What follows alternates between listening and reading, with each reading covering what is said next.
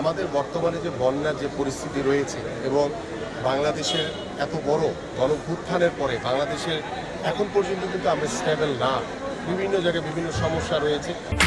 Falcon aluminium, নির্ভরতার প্রতীক। সেগুলিকে আমাদের অন্তর্বর্তীকালীন সরকারের প্রধান তিনি সকল উপদেষ্টারা সার্বিকভাবে চেষ্টা করে যাচ্ছেন।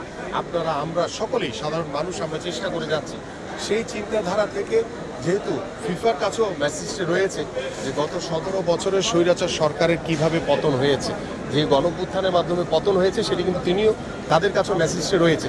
তো সেই পরিস্থিতি বিচার বিশ্লেষণ করে আমরা আমাদের যে জেনারেল সেক্রেটারি রয়েছেন বাংলাদেশ ফুটবল ফেডারেশনে তার কাছে অনুরোধ করেছি যে আপনি যে চিঠির মাধ্যমে বর্তমান পরিস্থিতিকে অবগত করে ফিফার কাছে অনুরোধ করেন যে আমাদের এই নির্বাচনটি যদি কিছুদিন পিছিয়ে দেওয়া যায় তাহলে পরিস্থিতি স্বাভাবিক হয়ে আসলে আমরা গণতান্ত্রিক উপায়ে আপনাদের এবং গঠনতন্ত্র অনুযায়ী এবং ফিফার যে রুলস অ্যান্ড রেজলিউশন রয়েছে সেই অনুযায়ী আমরা নির্বাচনগুলো সম্পন্ন করতে চাই।